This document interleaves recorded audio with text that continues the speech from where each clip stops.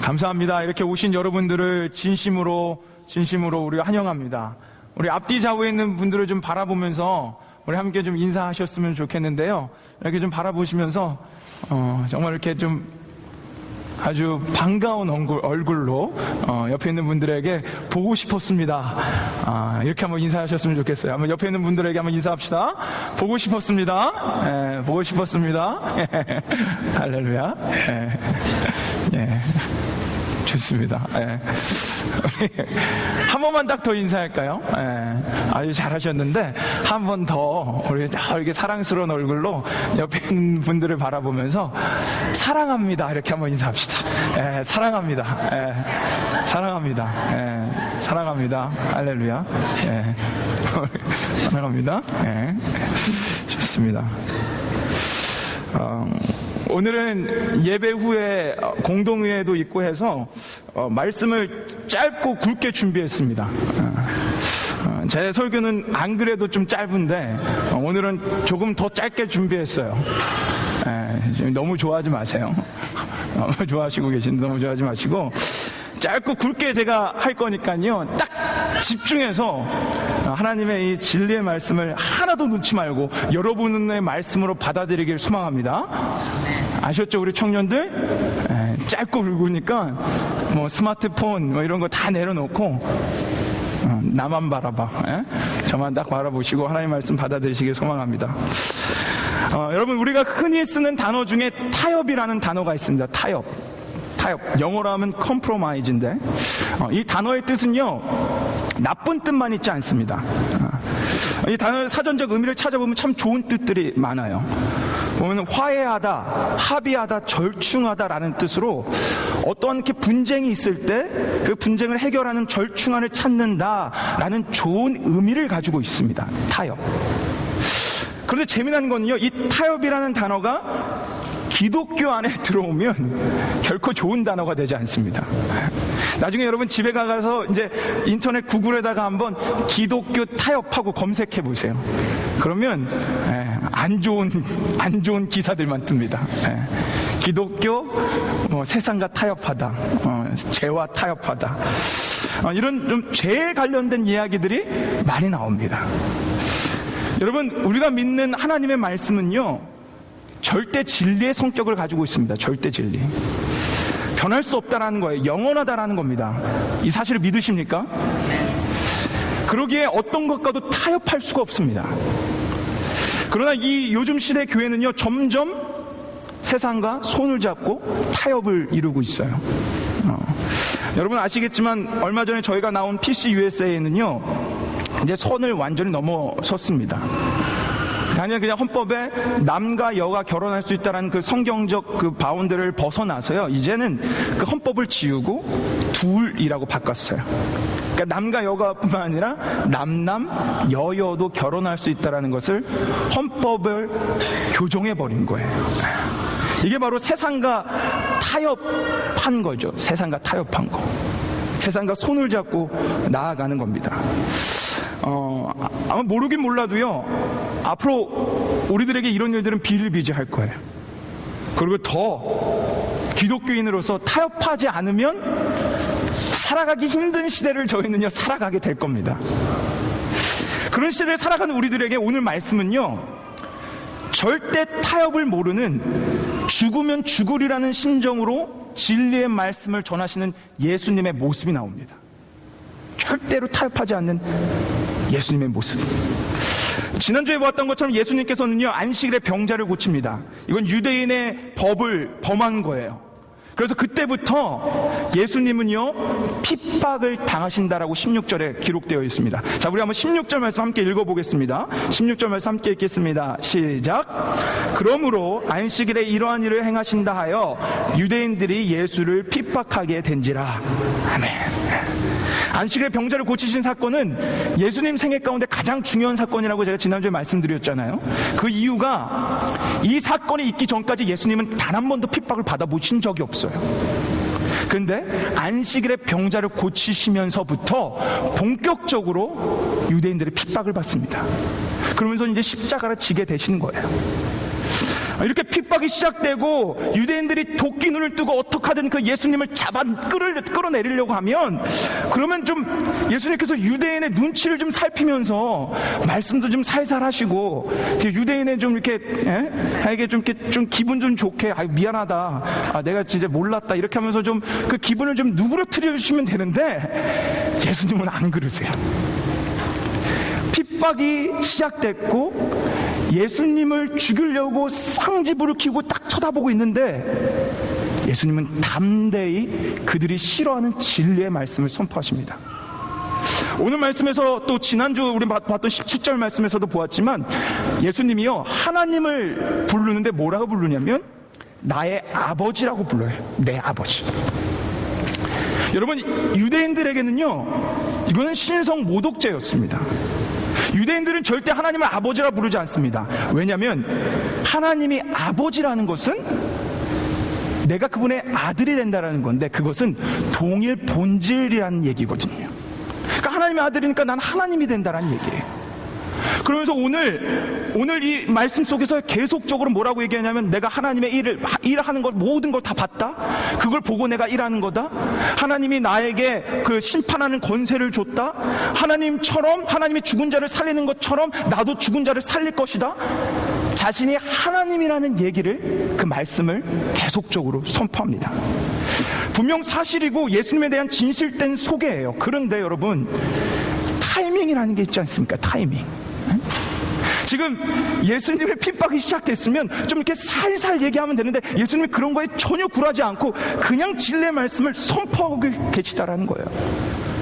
그래서 18절에 이 예수님의 말씀에 대해 유대인들이 이렇게 반응을 하는 모습이 나옵니다. 우리 한번 18절 말씀 한번 같이 한번 읽어보겠습니다. 18절 말씀입니다. 시작. 유대인들이 이를 인하여 더욱 예수를 죽이고자 하니 이는 안식일만 범할 뿐 아니라 하나님을 자기 친아버지라 하여 자기를 하나님과 동등으로 삼으심이러라. 예수님의 말씀 때문에요, 이제 유대인들이 죽이려고 현안이 됐어요. 그럼에도 분명하고, 예수님은 그럼에도 불구하고 다 이걸 분명히 아셨을 텐데 아랑곳하지 않고 그 진리의 말씀, 복음의 말씀을 선포하십니다. 저는 오늘 말씀을 묵상하면서 이런 생각을 좀 가져봤어요. 우리의 신앙의 자세가 이와 같아야 되지 않을까.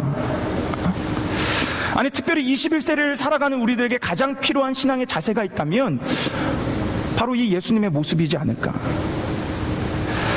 내가 이 진리를 수호하고 이 진리의 말씀을 선포하면 나에게 불이익이 올 줄 알지만, 예수님처럼 죽으면 죽으리라는 심정으로 이 말씀을 선포하고 붙잡고 수호해야 되는 그 신앙이 우리에게 있어야 되지 않을까라는 생각을 한번 해봤습니다. 서두에도 말씀드렸지만요, 이제 진짜 앞으로 믿는 자로서 세상과 타협하지 않으면 정말 살아가기 힘든 시대를 우리 살아갈 거예요. 그리고 어디 가서 하나님 말씀으로 하면 구식이다, 진부하다, 딱딱하다, 그런 비웃음거리가 될 수도 있습니다. 그리고 하나님 말씀을 전할 때 우리는요 핍박받는 시대를 살아갈 수도 있어요. 그런데 그럼에도 불구하고 여러분과 제가 진짜 하나님을 믿으신다면 우리는 하나님의 말씀을 진실되게 수호하고 선포하며 나가야 됩니다. 여러분, 왠지 아십니까? 왜냐하면 이 진리의 말씀이요 생명이기 때문이에요. 이 진리의 말씀이, 이 예수님의 말씀이 우리에게 생명을 가져다 주기 때문에 그렇습니다.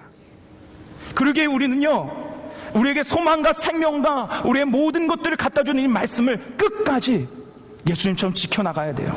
그래서 예수님께서요 절대 타협하지 않으시면서 24절에 여러분과 저를 살리려고 이런 말씀을 하세요. 자, 우리 한번 24절 말씀을 한번 같이 읽어보겠습니다. 함께 읽겠습니다. 시작. 내가 진실로 진실로 너에게 이르노니 내 말을 듣고 또 나를 보내신 이를 믿는 자는 영생을 얻었고 심판에 이르지 아니하니 사망에서 생명으로 옮겼느니라. 아멘. 사랑하는 여러분, 이 진리의 말씀은 타협할 수 없는 생명의 말씀이에요. 여기 보세요. 사망에서 어디로 옮겼다고요? 생명으로 옮겼답니다. 그런데 중요한 건 누가 사망에서 생명으로 옮겨졌냐라는 거예요. 누가? 여러분, 이 24절 맨 앞 구절을 보세요. 맨 앞 구절을 보면 진실로 진실로 너희에게 이르노니 그 다음 뭐라고 나옵니까? 내 말을 듣고 즉 예수님의 말씀을 들은 자가 사망에서 생명으로 옮겨진다는 거예요. 그러니 이 말씀은 타협될 수 없는 거예요. 이 말씀이 선포돼야지만 그 말씀을 들은 자들이 사망에서 생명으로 옮겨질 수 있기에 예수님은 타협하지 않고 이 말씀을 선포한 것입니다. 근데 좀 더 구체적으로 말씀드리면 이 예수님의 말씀을 들어야지만 우리에게 믿음이 생겨요. 어떤 믿음이냐? 영생에 이를 수 있는 믿음, 생명의 삶에 이를 수 있는 믿음이 생깁니다. 그래서 로마서 10장 17절은 우리에게 이렇게 말씀하셨어요. 우리 로마서 10장 17절 말씀 한번 우리 같이 한번 읽어보겠습니다. 같이 읽겠습니다. 시작. 그러므로 믿음은 들음에서 나며 들음은 그리스도의 말씀으로 말미암았느니라. 아멘. 자, 다시 한번 24절로 돌아가 보세요. 다음 슬라이드로 보여주시겠어요? 다음 슬라이드로. 예, 잘 보세요. 내 말을 듣고 예수님의 말씀을 들은 자들, 그 다음 뭐가 나온다고요? 하나님을 믿는 믿음이 나오는 거예요. 말씀이 있어야, 예수님의 말씀이 있어야 그것을 듣고 비로소 하나님을 바라볼 수 있는 믿음이 생기고요. 그 믿음이 생겼을 때 비로소 사망에서 생명으로 옮겨질 수가 있는 겁니다. 그러니 여러분, 이 말씀은 절대 타협할 수 없고 예수님께서 타협하지 않은 채 우리에게 생명을 주시고자 이 말씀을 핍박 가운데서 하신 거예요. 요즘 우리 크기들 청년 모임에서 Q&A라는 시간을 갖고 있습니다. 그러니까 우리 청년들이 신앙에 대한 궁금한 것들을 이렇게 물으면 서로 이제 진실된 얘기를 해가고 제가 성경적인 대답을 이제 해주는 그런 시간을 갖고 있어요. 뭐 이런 질문을 던집니다. 예수님 믿는다라는 건 뭔가요? 교인들의 역할은 무엇입니까? 성경은 어디까지 믿어야 되는 건가요? 예수님의 존재에 대해서 우리가 어떻게 설명해야 되나요? 창조와 진화론을 어떻게 바라봐야 되나요? 이런 아주 진솔된 질문들을 합니다. 참 좋은 질문들을 많이 하죠. 제가 이런 시간을 갖는 이유는요, 우리 청년들은 궁금해 하거든요. 신앙에 대해서. 그리고 교회는 그 궁금증에 대해서 분명하게 베드로전서 3장 15절 말씀처럼 온유한 마음으로, 두려운 마음으로 대답해 줄 의무가 있습니다. 그게 교회의 의무예요. 그래서 그런 질문들을 가지고 대답해 주며 하나님의 진리의 말씀을 찾아가고 있어요. 그리고 요즘 애들이 얼마나 똑똑합니까? 그냥 다 닫아놓고 믿어라 그러면 믿습니까? 절대 안 믿죠. 그리고 지금 우리 크기돌 청년부 안에는요, 이제 막 믿음을 시작한 아이들도 있고요, 이제 막 믿어보려고 하는 아이들도 있어요. 그래서 그런 아이들과 함께 이런 신앙적 얘기들을 하고 있습니다. 얼마나 귀한 시간들이 되고 있는지 몰라요. 그렇죠? 예. 저만 그렇지 않죠, 우리 청년들? 예. 얼굴 표정을 보니까 그런 것 같아요. 근데 제가 한 번은 믿음에 대해서 얘기를 하면서 우리 청년들한테 그런 얘기를 했습니다. 믿음에 대해서 얘기를 하면서, 나는 너희들에게 믿으라고 강요하지 않을 거야. 나는 너희들에게 믿으라고 설득하지 않을 거야. 그랬더니 우리 청년들이 깜짝 놀라면서 토끼 눈을 뜨면서 저한테 이렇게 얘기하더라고요. 아니, 그럼 강사님, 저 예수님 안 믿어도 돼요? 귀여운 이런 질문을 하고 있어요. 그러면서 제가 연이어서 이렇게 대답했습니다. 나는 너희들을 설득시킬 능력이 없어. 그리고 니네가 내가 믿으라고 해서 믿니? 그랬으면 벌써 다 믿었게. 근데 나는 다만 하나님의 말씀을 선포하는 거란다. 내가 하나님의 말씀을 너희들에게 선포할 때, 그리고 너희가 그 하나님 말씀을 들을 때 너희 안에 심겨진 말씀으로 말미암아 너희 안에 믿음이 생기는 거란다. 제가 아이들에게 이렇게 얘기했어요. 그리고 여러분, 저는 분명히 이 믿음이 있습니다. 저는요, 사실 제가 누구보다 부족한 종임을 너무나 잘 알고 있습니다. 제 스스로가 너무나 연약한 종임을 너무나 잘 알고 있습니다. 그런데 저에게는 이 믿음이 분명히 있습니다. 이 분명한 믿음. 저는 여러분들을 설득시킬 능력이 없어요. 저는 여러분들에게 믿으라고 강요해서 여러분들을 믿게 할 수 있는 능력이 없습니다. 그런데 제 안에 있는 믿음은 뭐냐? 이 하나님의 말씀을 선포하면 여러분 안에 믿음이 생긴다라는 거예요. 그리고 여러분 안에 생긴 믿음 때문에 여러분이 사망에서 생명으로 옮겨질 수 있다는 겁니다. 전 그것을 반드시 믿습니다. 그래서 진부하다고 구식이라고 얘기해도 제가 강해 설교로 하나님 말씀을 하나하나 여러분들에게 선포하고 있는 거예요. 이 분명한 믿음이 있기에 하나님의 말씀이 여러분을 살릴 것이기 때문에 예수님께서요 오늘 이 마음으로 타협하지 않는 거예요. 예수님이 만약에 그 핍박이 시작됐고 죽이려고 하는 그 현황 가운데 만약에 예수님께서 타협하셨다면 우리에게 이 말씀이 지금 존재하지 않습니다. 이 말씀으로부터 시작돼서 생명에까지 이르는 건데 이 너무나 중요한 말씀이 우리 안에 남아있지 않아요. 그래서 예수님 핍박이 있지만 죽이려고 예수님한테 그 현안되어 예수님이 그들에게 갔지만 예수님 포기하지 않고 이 진리의 말씀을 선포하신 겁니다. 여러분과 저를 살리려고. 여러분 잘 들으세요. 이 핍박을 받고 죽음을 무릅쓴 이유는요 여러분과 저를 살리려고 하신 거예요. 이 말씀이 있기에 우리가 살아나기에. 사랑하는 여러분, 이 예수님의 말씀은 진리입니다. 사실입니다. 그리고 이 말씀들을 듣고 믿음이 있는 자들 반드시 생명으로 그 삶이 옮겨집니다. 예수님께서요 이것을 강조하시며 24절 맨 앞에 뭐라고 말씀하셨어요? 자, 한번 우리 저 맨 앞에 뭐라고 말씀하셨는지 한번 보시겠어요? 처음에 내가 뭐라고요? 진실로예요. 오늘 본문에서요 내가 진실로를 3번 말씀하시는데 여러분 이 진실로가 헬라어 원문으로 뭔지 아십니까? 혹시 잘 기억하셔야 돼요. 진실로는 헬라어 원문으로 여러분이 너무나 잘 알고 계신 아멘이에요. 아멘. 진실로를 예수님이 뭐라고 말씀하시는 거냐면 아멘이라고 얘기하시는 거예요. 여러분 왜? 여러분에게 제가 한번 물어볼게요. 아멘이란 뜻이 뭐예요? 아멘이란 뜻 여러분 잘 알잖아요. 여러분들 잘 하잖아요. 믿습니다 이 뜻이죠. 여러분 그래서 아멘 하잖아요. 말씀 끝나면 아멘 하고. 구체적인 아멘이란 뜻은요 확고하다, 확실하다, 반드시 이루어질 줄 확신하다 이런 뜻이에요. 그리고 뭐 믿습니다 이런 뜻도 있어요. 같이 그 모든 뜻이 되니까 확실히 이루어질 줄 믿습니다. 이게 아멘이에요. 그래서 유대인들의 전통, 원래 이 아멘은 히브리어에서 왔는데 그 유대인의 전통 가운데 아멘은 우리처럼 기도 끝에 합니다. 예배 끝에예요.